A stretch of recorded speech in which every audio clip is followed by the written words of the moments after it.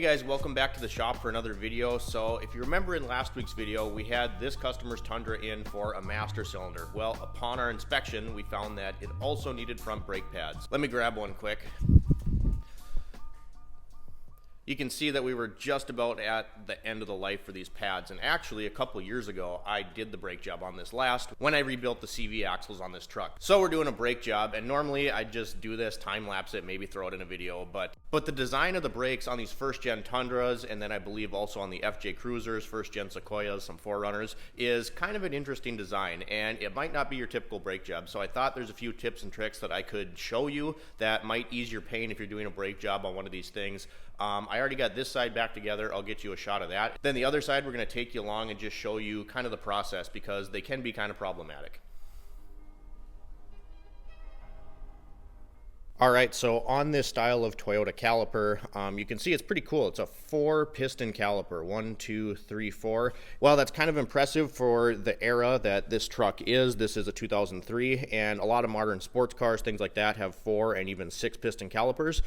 They can be a pain in the butt. So the first thing you'll notice is this caliper does not have a bracket. It is bolted to the hub assembly kind of all as one unit, and then we have a metal brake line here that connects to our rubber brake line, and this is very heavy. So when you take this apart, let's say you're putting rotors on the vehicle, you want to be careful not to bend this metal brake line back here.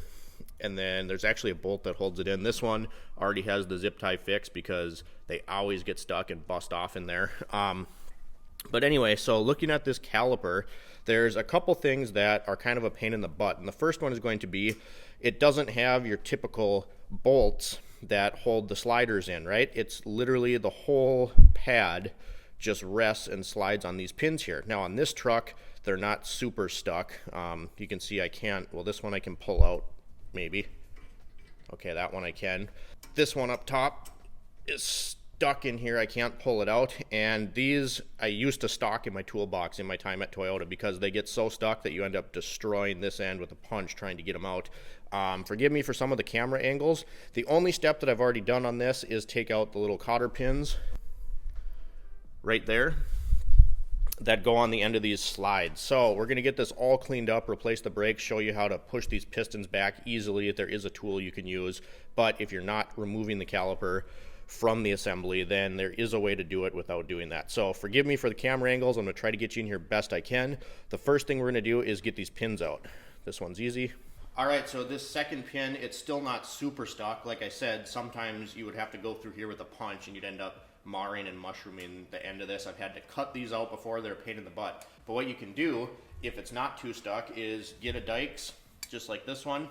You're gonna put it on the head like this. I'm gonna switch hands so you can see. And then just take a little hammer. Most of the time you can get that out just like that. We're gonna go ahead and set these aside. These ones are still in good shape, so we're gonna clean them up. I'll show you how to do that. Next, we just take this little guy out of here. This holds tension on the pad, so don't lose this, you're gonna reuse it. Next thing we're gonna do is you gotta get a couple pry bars. I have a straight one and an angled one, you know, just a standard pry bar. Doesn't really matter which type you have.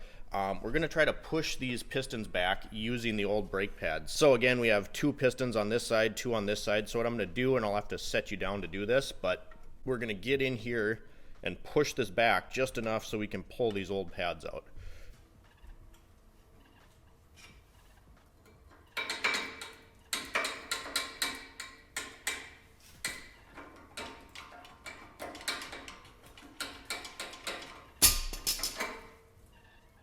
One out.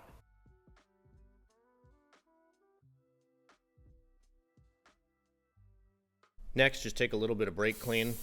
Spray these little channels out where the pads rest. Just make sure there's no dust and grime on. Wipe them out if you have to. If you have to take a little wire brush, get some rust scale off, do that. But what we just did is I took the old brake pads, and this backing plate we'll talk about in a minute, but you can see very well used. I just shaved off the paint and a little bit of the metal and smoothed it out so that it'll slide in here really easily. We're going to use these to push the pistons back. Now, there is another way to do this, and let me go grab the tool and I'll show you really quick before we do it this way. So you could go ahead and use this guy. This one is from Snap-on. You can get them from Lyle, cheap ones on Amazon. But you can see it just kind of mimics a brake pad. And then when you twist this ratchet, hard to do it one-handed, but it'll actually push the pistons back. And this one's nice because it'll work on 4 piston calipers just like this. The problem with this, you have to actually take the caliper off. And once again, like we said, we got this metal brake line here. This is fairly heavy. We don't want to risk breaking this, especially on an older vehicle, because then you're putting a brake line on it. So we can do it in the car with a couple of pry bars and the old pads. So I'm going to put this away. I'm going to slide this other one in here, and then I'm going to set you up because I'm going to need both hands here. You're going to take one basically and press these pistons back on this side until they bottom out, then shove your pry bar in here while you work on the other side. So I'll set you up, try to get you the best view that I can. Forgive me guys, I'm going to try to stay out of your way so that you can see. But see, just like that. So the first side's easy because then these are going to kind of work themselves out a little bit. So after I get one in there, I'm going to take my second pry bar. I'm just going to shove it as far in there as I can, and if you're lucky it'll stay. So now it's taking up that space. Then you can try to get this a little with your fingers. It's going to be hard. Then take this guy, catch the edge of that rotor like that. Then you want to keep a little pressure on this second one so that it doesn't work the pistons forward, but just work your way up. It's going to turn the whole thing here. So you need a little bit of pressure. And try to use the back side of your pry bar if you can to not mar up the rotor too much. It's going to be fine. Get that out. Take your old pads out just like that. All right, so next we said we'd talk about these little backing plates. You can see it's like a tin cover that's just on the old pads. And I actually went and got Toyota pads. I've noticed, particularly with this caliper design, obviously this rides on the inside of the caliper, and a lot of times the cheap aftermarket pads, this will give you some troubles. We're going to show you what we do anyway to kind of remedy that. But you can see I already got kind of the grease. I don't know the proper, it almost looks like anti-seize, but it's not. It's kind of sticky, and you're going to pry these off, just peel these off with an old screwdriver and put them on your new pads. If you don't, I mean, it's not the end of the world, but sometimes I have seen brake noise and shifting of this pad happen because these backing plates aren't on there. So just a good idea to transfer them from the old pads to the new pads. So we're going to do that quick. All right, so we got those little backing plate shims transferred to the new pads. The next thing I like to do, and I'm sure someone's going to freak out about it, but I've done it a million times and never had an issue.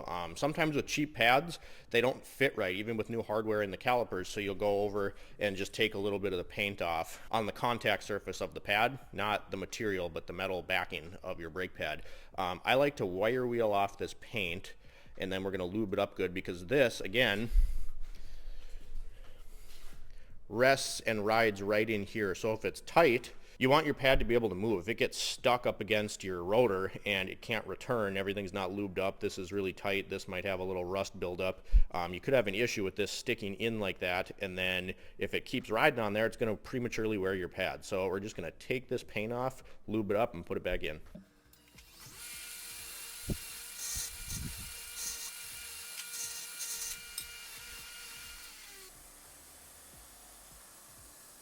All right, so again, we weren't trying to take off a bunch of material, just kind of skim the paint off. We got brake lube on there. This one doesn't have the squealer, so we're going to put it on the inside. And they can take a little bit of wiggling. Should go in nice and easy though. If you have to use a hammer or something to get this in there, you either got to clean up the mating surface in your caliper or, like I said, take off a little paint. That one's in there. Take your back pad, do the same thing. Just like that.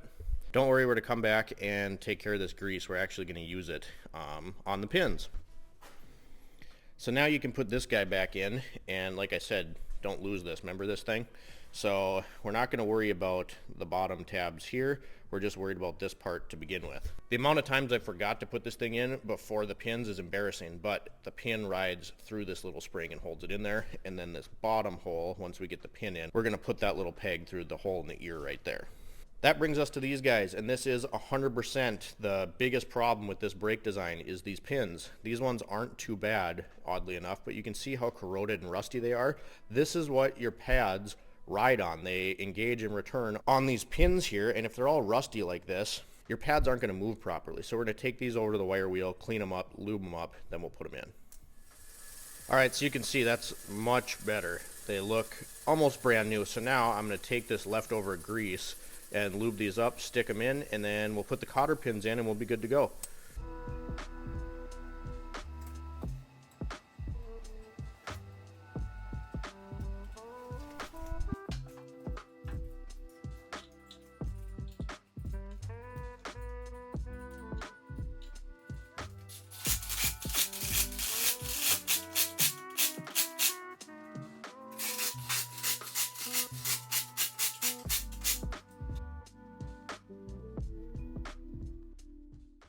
All right guys, so our brake job is done. I'm gonna go around with the torque wrench and double check my wheels, and then I'm gonna pop the hood, make sure we have enough brake fluid, clean up any brake fluid that came out when we pushed those pistons back. I hope this video helped you out. I just thought it was kind of interesting. Again, it's a simple brake job, but it's kind of on a unique design for this era vehicle and more of an everyday use kind of vehicle. There's new cars out there that don't have 4-piston calipers, you know, like sporty sedans even that don't have them. And my goal was to kind of show you, even if you don't have some of those fancy brake tools, you can still get this done.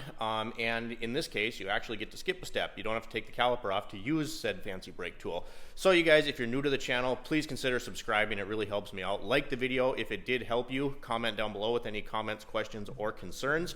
I'm going to be completely transparent with you guys. I usually don't do 100% repair type videos like this. It's just not my favorite thing to do. So if you're new to the channel, I do these kind of videos once in a while, but most of the time it's just hanging out in the shop. We're a complete one-man show, so this is our humble little shop. I like to do things like take you on parts runs. I also do automotive detailing, so we do some of that stuff. I like to talk about tools, like this new icon light here. Thing is pretty sweet. So if you're into that kind of thing, auto vlogs, please consider subscribing to the channel. Thanks for watching, and we'll see you next time.